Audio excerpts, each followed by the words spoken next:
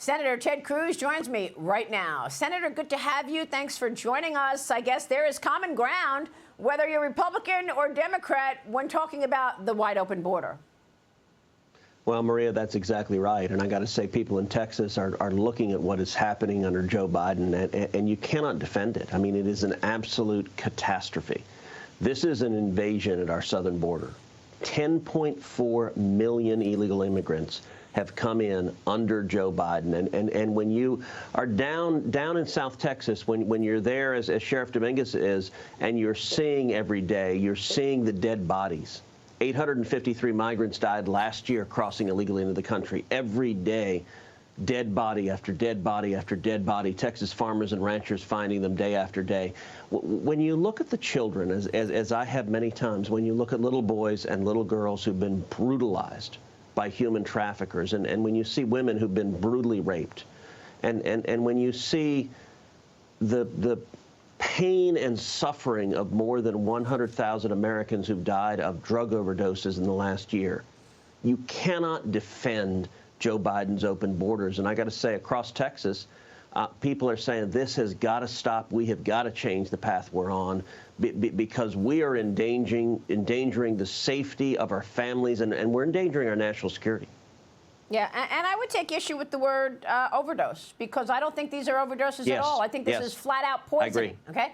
The poisoning is coming from the Communist Party of China, and I want to get your take on this, Senator, because one of your colleagues, Senator Roger Marshall, told me recently that the CCP is working with the Mexican cartels. They're bringing people over into the border, and then they're setting up businesses in America, things like massage parlors that are actually fronts for human trafficking.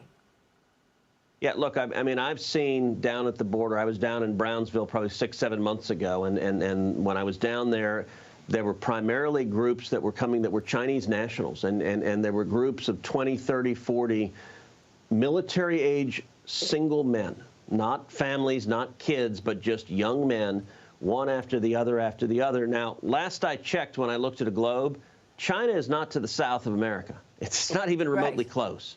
And yet they are very deliberately sending Chinese nationals down to Mexico to cross into the United States. And I got to say, the public safety threat is enormous, but the national security threat may even be greater.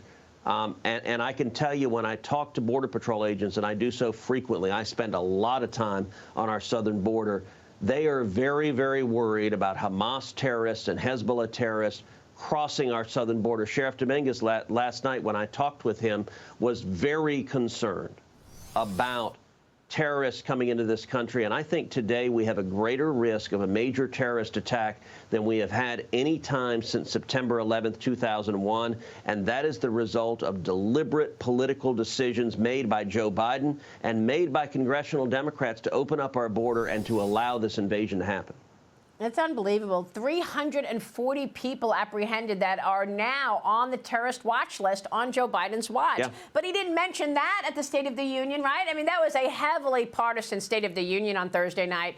It almost sounded to me like it was a campaign speech. At one point, it had him aggressively targeting the Supreme Court justices who were there in the audience, admonishing them over Roe v. Wade. The left practically giddy over Biden's brazen attacks, calling it astonishing. Watch this.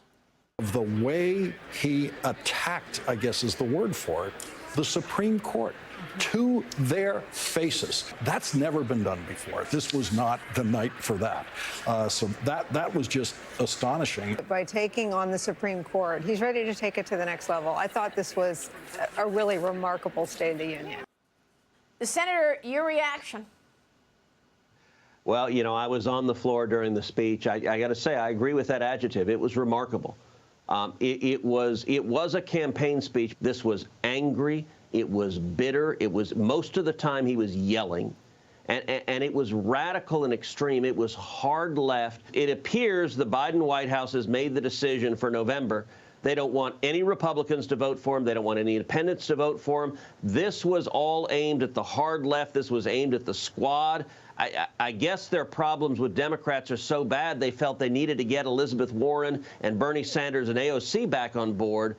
But I've never seen a State of the Union where the president doesn't even smile. He just snarls and goes hard to the partisan left. they don't let him talk to Republican senators. We never see the president. He doesn't talk to us. And we all know him. I mean, Joe Biden was a man of the Senate for 40+ years. They don't let him talk to us. And you know, before the speech, one of the things I said is there were 4 words that I didn't believe we would hear that night.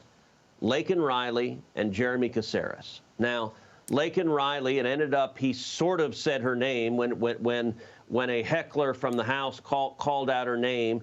He responded. Now, he got Laken Riley's name wrong. He called her Lincoln Riley, who's, of course, a football coach, instead of even understanding that this is a beautiful 22-year-old young woman who was murdered in Georgia, a nursing student murdered. She was out jogging, and she was beaten to death by an illegal alien who Joe Biden had released. And I got to tell you, Jeremy Caceres is a little boy, 2-year-old boy in Virginia who was murdered just a few weeks ago by an illegal alien Joe Biden had released. And he didn't mention any of that. He took no responsibility. No. And when he did finally sort of mention Laken Riley's name, I was really upset by what he said, because he basically said to his parents, you know, I feel your pain. I'm sorry your daughter died. But he took no responsibility for his direct culpability. Listen, his policies are endangering the lives of Americans. He had not a word of that at the speech. Yeah.